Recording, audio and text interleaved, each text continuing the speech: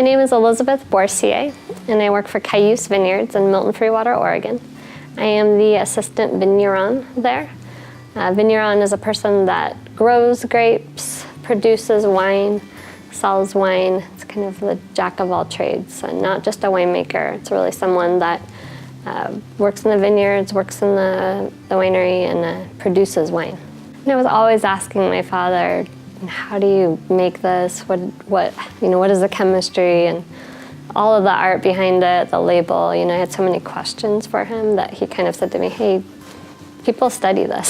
So, there's wineries and wine schools out there that you can go to. And so we looked in California and we looked in different places in Washington. And so when I first moved to Walla Walla, I went straight, kind of got straight into things. I started helping out with harvest, helping with bottling, and I just really saw in the very beginning, some of these wineries in Walla Walla were still very young, and I just saw what people were doing, and I was exposed to it so quickly, and that was just such a great thing about the program in Walla Walla.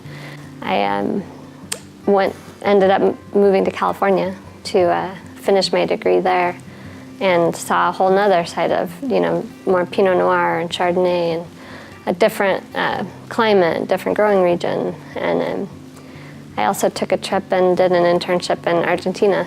And that was, all something new as well. Malbec, and it's a growing region I had never seen. Living in California and seeing Argentina, I knew, Washington was where my family is, and I grew up in the Pacific Northwest, so I knew I wanted to be here. And I just knew that Walla Walla and Washington wine industry was emerging so much. There was so much room for opportunity, and that's really where I wanted to be. I knew that, and it was amazing to come back and start, really, and see where it's grown to now. So many opportunities, whether it's in sales or marketing, tasting room, vineyards, winemaking, laboratory, just teaching.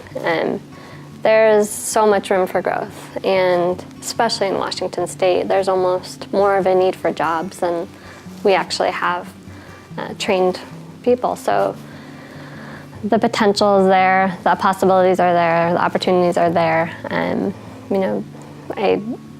I would strongly encourage anyone with any interest to get involved, because it's a growing industry, and wine doesn't seem to be something that's ever going to stop growing. People are going to continue to drink wine and to buy wine, and that's exciting. So it's a really exciting industry to get into.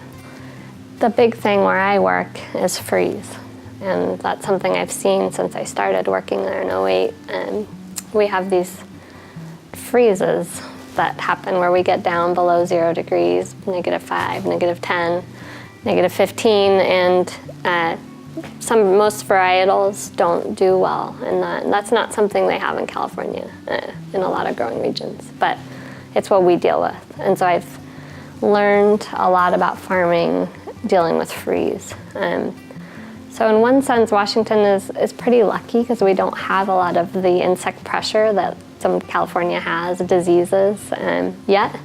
However, we have freeze. And so, that's something I have seen firsthand, and it can be really challenging. So, everywhere you are, there's kind of your pros and your cons. There's going to be something in your region or your place that is more difficult for you than other places, and that's farming. It makes it difficult and challenging, but very rewarding too. It is so important to travel. Whether it's just traveling to see the regions and how they do it, whether working there or going to school. If I could give one piece of advice to young people getting into farming or into the wine industry, it would be to travel. You learn so much, but you just see so much. And you see that it's not just about where you live. People are doing so many different things, and you're just being exposed to those different regions and what everyone is doing. And I think you grow a lot personally. And I know a lot of people that just stay in one area, and they don't think about California or Oregon or the rest of the world, really. And I think even just doing an internship or going on a trip, it's so important. I really encourage also women to get involved in wine and farming. And we're getting there, but it's still a very male-dominated industry. And I think women have a lot to offer in the wine industry. We have great palates, we are hardworking, we have a different perspective. And I think I'd really encourage women to get involved.